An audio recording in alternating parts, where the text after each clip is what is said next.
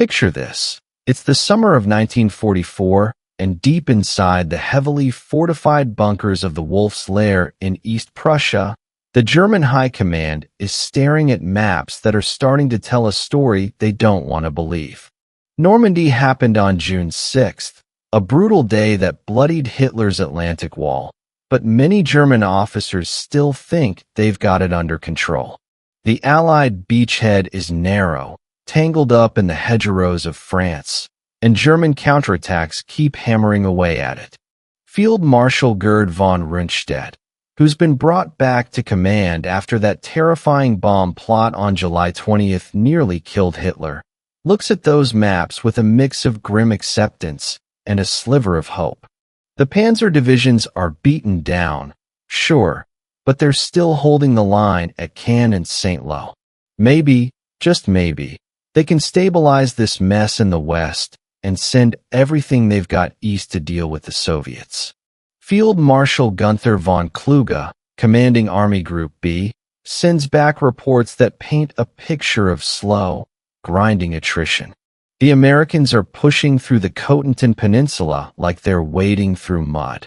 The British and Canadians are bogged down in the east. German fuel supplies are running dangerously low, ammunition is trickling in rather than flowing, and replacements are few and far between, but the front is holding.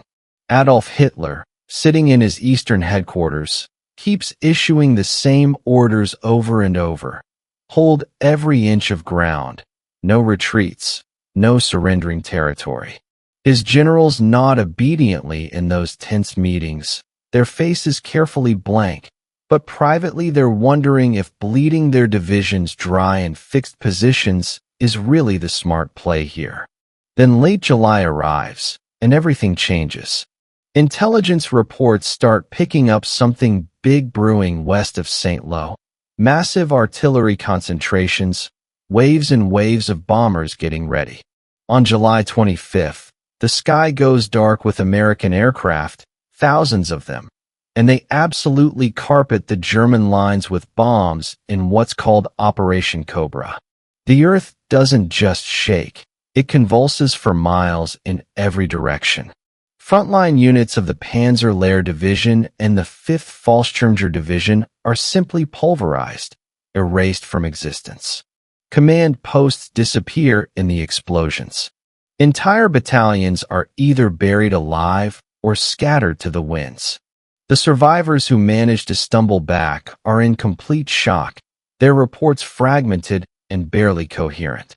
Von Kluge frantically forwards urgent dispatches to the High Command. There's a breach, a big one. And American armor is pouring through like water through a broken dam. At Rassenburg, General Alfred Jodl, who runs the Wehrmacht operations staff, studies the initial telegrams in the dim light of the map room. At first, the breakthrough looks localized, something they can contain and seal up. Counterattacks get ordered immediately, with the remnants of panzer divisions being hurled forward to plug the gap. Hitler, briefed during the midday conference, absolutely rages about what he sees as cowardice, but he does authorize some limited maneuvers.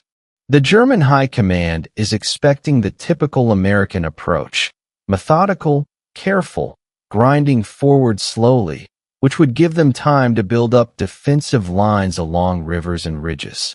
But this time, the pace is completely different from anything they've seen before. By July 30th, American forces have captured Avranches, the crucial gateway to Brittany and the wide-open plains beyond. German scouts are sending back reports that sound almost unbelievable. Columns of American tanks are streaming southward and eastward, and in many sectors, they're facing absolutely no opposition at all. Von Rundstedt, monitoring everything from his headquarters at Saint-Germain-en-Laye outside Paris, notices something strange in the pattern. This isn't the grinding attrition warfare they've been fighting for weeks. This is fluid movement, breakthrough warfare, the kind of thing the Germans themselves invented. And then on August 1st, a new army appears on the battlefield almost out of nowhere. The 3rd United States Army, commanded by Lieutenant General George S. Patton. That name sends a chill through German military circles. Their intelligence files describe him as aggressive, unconventional, and a master of armored exploitation from his campaigns in Sicily and North Africa. They'd heard whispers about him being relieved after those slapping incidents, followed by rumors of reassignment. And now here he is, unleashed on the battlefield, and his forces are moving with a velocity that absolutely stuns everyone watching. His divisions spread out like the fingers of a hand reaching across France. One thrust drives into Brittany to secure the ports, while others wheel eastward toward the Seine River. In those first days of August, reports come flooding into the High Command at a pace that's hard to keep up with. Coutances falls, then Granville. Breton towns like Rennes and Vannes change hands in a matter of hours as German garrisons, isolated and running out of fuel, either surrender or flee in panic. Patton's spearheads don't waste time reducing every pocket of resistance. They simply bypass them, leaving the cleanup for the infantry following behind. Supply trucks roll forward in endless convoys, fueled by captured German stocks and protected by Allied air superiority that's strangling any Luftwaffe intervention before it can even get started.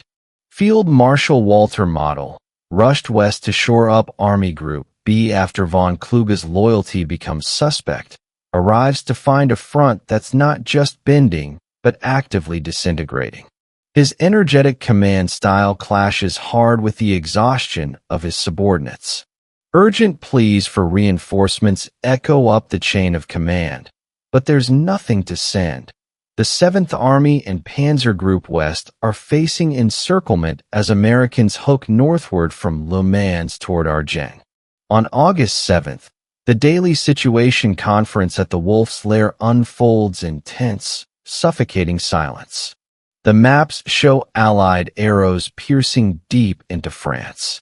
Patton's Third Army has advanced over 100 miles in just 1 week, liberating massive chunks of Brittany while simultaneously driving eastward at breakneck speed. Hitler paces the room, his face flushed red, demanding explanations that nobody can really give. Jodl points to the red markings on the map. American forces are at Laval, Angers, and Chartres, all within striking distance. The Seine River lies exposed ahead of them. Paris, the crown jewel of occupied Europe, is stirring with resistance activity and unrest. The disbelief in that room is almost physical. German military doctrine has always emphasized rapid maneuver, the blitzkrieg that conquered France in just 6 weeks back in 1940. Yet here's an American general executing it with even greater audacity, exploiting the very weaknesses that the Wehrmacht itself created by insisting on static defense. German fuel shortages have immobilized their panzers and Allied fighter bombers, the dreaded Jabos, hunt down anything that moves on the roads during daylight hours. Night marches prove woefully insufficient against this relentless American advance. Von Rundstedt, reached by telephone, reports grimly that the front south of Caen is holding under Montgomery's pressure in the British sector, but the American sector has gaped wide open like a wound. Patton's army, estimated at 12 divisions including powerful armored units, is racing forward at speeds approaching 50 miles per day in some columns. Towns are falling before defenders can even organize a coherent defense. French civilians cheer the liberators, providing intelligence, food, and guides to help them navigate the countryside. By August 10th, the full scope of the disaster becomes crystal clear to everyone in the German High Command.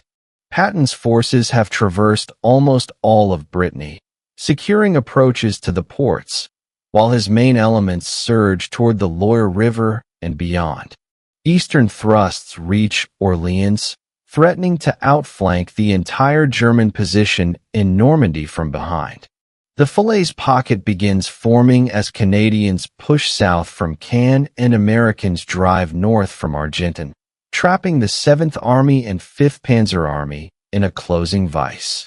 The OKW War Diaries, those meticulous German records, reflect the growing alarm in every entry. Enemy armored spearheads advancing unchecked. 3rd Army demonstrating extraordinary mobility that defies all previous patterns. Intercepted radio traffic confirms Patton's personal hand in everything. Exhortations for speed, complete disdain for caution, bold promises of victory. Hitler becomes fixated on counteroffensives, on striking back. Operation Luttich, launched on August 7th toward Mortain to cut off the Avranches corridor and trap Patton's army, falters almost immediately. American anti-tank defenses and devastating air power shatter the attacking panzers before they can gain any momentum. Losses mount catastrophically. Hundreds of tanks destroyed outright, or simply abandoned for lack of fuel to move them. As the days blur into the second week of August, the German High Command watches in mounting horror as their world collapses. August 15th sees Patton's units crossing the Loire in multiple places, bridging sites established even under fire. Chartres is liberated, then Dreux. Paris buzzes with resistance activity, with barricades rising in the streets in anticipation of liberation. The Seine River bridges remain intact in many sectors, a fatal oversight as retreat orders finally start trickling down from the top. Von Kluge, implicated in the July bomb plot through his associations, drives westward to personally oversee the withdrawal, but then vanishes for hours, and rumors immediately swirl that he's trying to make contact with the Allies to negotiate. Model assumes temporary command and issues frantic directives to try to extricate German forces from the closing Falaise Pocket. The maps at Rassenburg, updated every hour now, depict nothing less than a catastrophe unfolding in real time. Patton's arrow stretches across France like a scythe, from the Normandy beaches to the outskirts of Paris in under 14 days, a distance of over 300 miles for his vanguard elements. Entire corps have been displaced and scattered. Supply lines are stretched to the absolute breaking point. But the psychological impact cuts even deeper than the physical losses. German generals who had dismissed American fighting spirit and tactical ability are now confronting hard evidence of superior execution and logistics. Allied trucks, fuel pipelines, and airlift operations sustain this blitzkrieg, where German fuel shortages have completely paralyzed any coherent response. Patton's apparent disdain for securing his flanks, his willingness to risk dangerous overextension, pays massive dividends against an enemy bound by Hitler's rigid standfast orders that forbid any kind of flexible defense. On August 17th, the Falaise Pocket tightens like a noose around thousands of trapped German soldiers. Vehicles are jammed bumper to bumper on roads under relentless bombardment from artillery and aircraft. The escape corridors narrow to killing zones pounded mercilessly by Allied firepower. The flower of the Western Panzer Force, elite divisions like the 1st SS, 2nd Panzer, and 12th SS, face complete annihilation in those killing fields. Hitler, in conference after conference, slams his fists on tables, assigning blame left and right. Traitors, incompetent subordinates, overwhelming Allied material superiority. Yet underneath all the rage, a deeper realization gnaws at everyone in that room. The Western Front has collapsed with stunning, almost unbelievable rapidity under Patton's relentless drive. By August 20th, American vanguard patrols are entering the suburbs of Paris amid a full-scale uprising by the resistance. French forces of the interior battle collaborators in the streets. De Gaulle's representatives prepare to make their triumphant entry. Patton, restrained by higher command to allow the Free French the honor of liberating their own capital, veers his divisions eastward instead toward the Seine crossings to continue the pursuit. The crossing of France in just 2 weeks, from Normandy to the approaches of the Marne River, stands complete. Patton's Third Army has liberated half the country, absolutely shattered the 7th German Army's cohesion, inflicted casualties exceeding 200,000, while losing only a fraction of that number in comparison. In bunkers and commandeered chateaux across France, surviving German commanders reflect on the whirlwind that just swept over them. Von Rundstedt, dismissed yet again for his pessimism and candor, departs with bitter but accurate foresight of further retreats to come. Model fights vicious rearguard actions with characteristic ferocity, but yields ground inexorably day after day. Jodl and Keitel draft carefully worded reports that minimize the scale of the disaster for the Führer's consumption, knowing full well the truth. The moment of clearest, most painful realization comes in the late August briefings when they look at maps showing Allied lines that have leapfrogged across rivers, cities, and entire provinces. Defensive lines that were supposed to hold for months have evaporated in mere days. Patton's ghost army deception measures, which inflated the perceived strength of his forces and suggested he was still in England preparing for a second invasion, had completely paralyzed German decision-making at crucial moments. The High Command sees with cold, brutal clarity that the war's Western theater has been utterly transformed. This is no longer about containment or measured withdrawal. This is a headlong pursuit with the Germans on the run. The road to Germany itself lies wide open ahead of the Allies. The defenses are skeletal at best. The Siegfried Line fortifications, neglected for years amid the focus on the Eastern Front, await them unprepared and undermanned. Autumn rains will slow the Allied pursuit somewhat.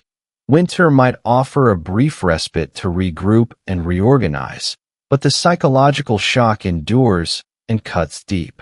Patton's 2-week dash across France has etched itself into the memory of every German officer as the precise moment when the initiative shifted irrevocably and permanently out of their hands. The Blitzkrieg, their own invention and greatest tactical achievement, has been turned against them with devastating effect. In the quiet hours between briefings and conferences, German generals ponder the alternatives that might have changed everything. Earlier withdrawals to more defensible positions, concentrated panzer reserves held back for powerful counterstrokes, acceptance of mobile defense doctrine instead of Hitler's rigid stand-fast orders. But hindsight is merciless and changes nothing. The Allied advance rolls onward toward Metz, toward the Rhine, toward the ultimate reckoning in Germany itself. France, occupied for 4 brutal years, has been freed in a fortnight by one army's audacity, speed, and willingness to take risks. The German High Command, watching their carefully prepared maps being redrawn in enemy favor day after day, hour after hour, has confronted an abyss that yawns wider with each passing moment. And they know in their hearts that there's no way back from this. No miracle counteroffensive that will restore what's been lost. Only the long, grinding road of retreat that stretches ahead of them all the way back to Berlin.